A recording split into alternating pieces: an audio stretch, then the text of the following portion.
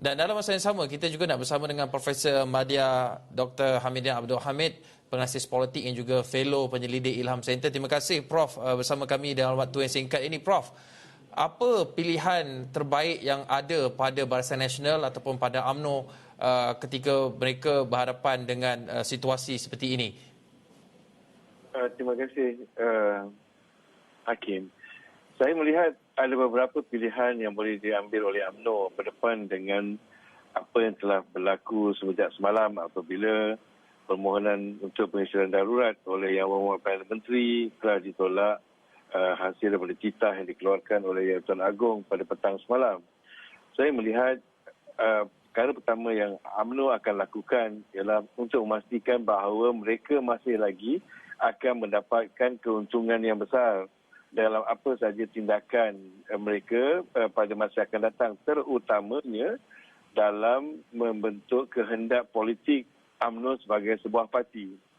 Jika kita lihat kebelakangan ini, sebelum berlakunya apa yang berlaku dalam proses pengesaran darurat ini, UMNO telah mula mengorak langkah, melakukan beberapa langkah untuk memastikan mereka berada di keluar hadapan sebarang perubahan yang ingin dilakukan.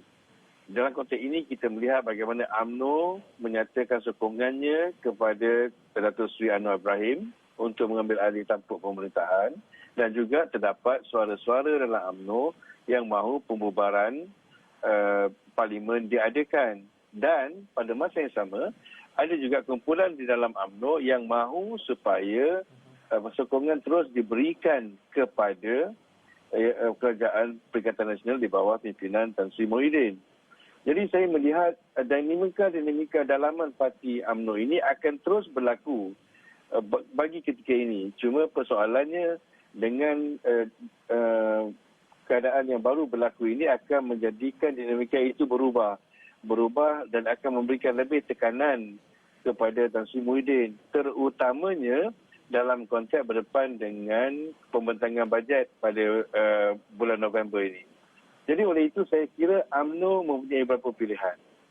Tapi saya kira pilihan yang buat ketika ini kalau melihat kepada apa yang disarankan, yang dicadangkan oleh Datuk Seri Zahid selepas kita dikeluarkan oleh Yang Tuan Agong itu menunjukkan bahawa UMNO bersedia untuk menyambung semula kerjasama mereka dengan Perikatan Nasional.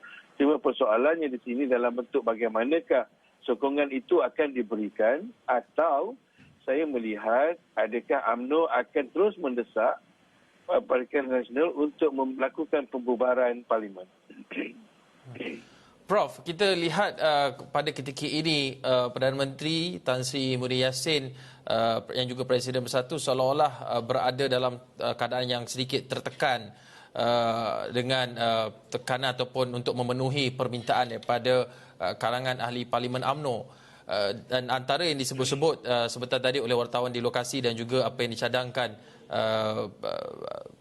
strategi DAP Liu Chintong, Senator Liu Chintong juga iaitu menggugurkan beberapa individu untuk mereka terus bergerak ke hadapan dan memahami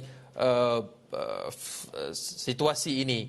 Bagaimana Pakatan ataupun Perikatan Nasional kerajaan yang ada sekarang ini boleh bergerak ke hadapan, meneruskan usaha untuk mentadbir dengan keadaan yang stabil, selaras ataupun bersandarkan titah Yang di-Pertuan Agong?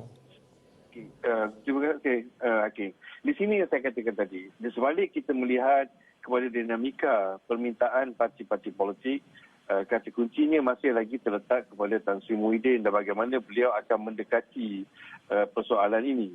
Saya melihat beberapa perkara yang harus beliau lakukan. Pertama sekali, beliau harus bersifat lebih terbuka dalam membuka pintu rindungan dengan setiap pihak. Maknanya bukan sahaja mereka yang mendukung Perikatan Nasional sebelum ini, tetapi juga untuk memenuhi ruang seperti yang dititahkan oleh Duli Yang Mulia Sri Paduka Baginda Tuan Agong untuk membuka ruang kepada perbincangan menyeluruh. Dan di sinilah saya kira amat penting untuk Tan Sri Muhyiddin menjangkaui sempadan politik kepartian dan membuka peluang dan ruang kepada parti-parti pembangkang GAP, Amanah, PKR dan sebagainya, malah berjuang di bawah Kementerian Tuan Mahathir untuk terlibat untuk sama-sama berada di dalam kerajaan pada masa akan datang. Saya melihat salah satu kaedah yang terbaik ketika ini bagi Tan Sri Muhyiddin ialah untuk membuka seluas mungkin. Seluas mungkin dapatan daripada parti-parti lain. Sudah tentu apabila ini dilakukan menunjukkan bahawa akan berlakunya pengorbanan dalam kumpulan Tan Sri Muhyiddin yang ada ketika ini. Jadi oleh itu saya kira Tan Sri Muhyiddin harus mengambil kira pengorbanan mana yang harus menjadi lebih keutamaan. Adakah untuk memastikan kelangsungan kerajaan Perikatan Nasional ataupun kelangsungan sokongan kumpulan tertentu untuk beliau di dalam Perikatan Nasional. Saya kira beliau akan mengambil langkah bijak dengan mengambil kira kepentingan Perikatan Nasional yang sekaligus menunjukkan kelangsungan kerajaan di bawah dengan beliau dengan membawa masuk lebih ramai suara-suara yang untuk menunjukkan bahawa beliau boleh membentuk sebuah kerajaan yang inklusif untuk memastikan bahawa usaha kita memerangi COVID itu disokong, dibantu dan dijana oleh setiap pihak. Prof, adakah kemungkinan kita melihat kepada perkara baru seperti yang pernah disebutkan ketika oleh bekas Perdana Menteri Tun Dr. Mahathir Mohamad sebelum ini ketika pada awal Februari lalu, iaitu untuk mewujudkan sebuah kerajaan perpaduan gabungan. Maksudnya di dalam kerajaan pemerintah itu terdiri daripada parti-parti pelbagai, bukan tertaluk kepada blok kerajaan atau pembangkang, tapi juga boleh merangkumi ataupun bipartisanship.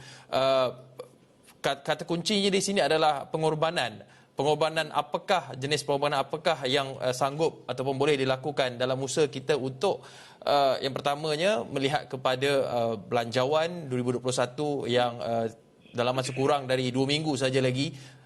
Macam mana, Prof?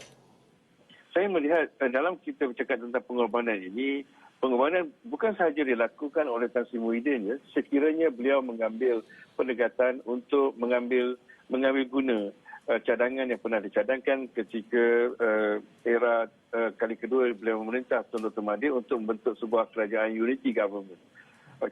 Dan saya kira jika kaedah ini diambil, pengorbanan juga dilakukan oleh parti-parti yang mahu terlibat sama. Bermaknanya mereka walaupun berada di pembangkang, mungkin berlainan ideologi dan pendapat, tetapi mereka akan meletakkan perbezaan itu di luar buat seketika dan bersama-sama untuk memastikan negara berada di landasan yang betul berdepan dengan pandemik COVID-19 dan juga memulihkan ekonomi negara. Kalau kita lihat, telah ada suara-suara yang membuka ruang itu. Tony Loke contohnya daripada DAP, Datuk Seri Syafie Afdal, Presiden Warisan, dengan jelas menunjukkan bahawa mereka mampu untuk bekerjasama dengan Tan Sri Muhyiddin bagi memastikan bahawa kepentingan negara itu diutamakan. Jadi dalam konteks ini, saya kira Tan Sri Muhyiddin harus bersifat bijak dalam konteks untuk memastikan bahawa beliau bukan sahaja boleh mampu menarik sokongan daripada luar golongan yang menyokong Perikatan Nasional, tetapi juga untuk memastikan bahawa sokongan daripada dalam itu kekal untuk beliau terus menerusi kerajaan.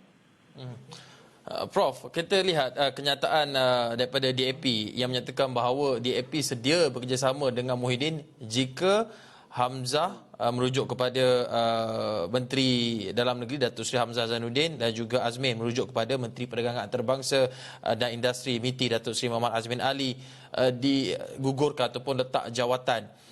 Apa jaminan apabila Tan Sri Muhyiddin Yassin ini ibaratnya bernegosiat dengan seteru mereka dalam politik untuk memastikan belanjawan 2021 itu tidak digagalkan. Apa jaminan yang ada kepada Tan Sri Muhyiddin Yassin?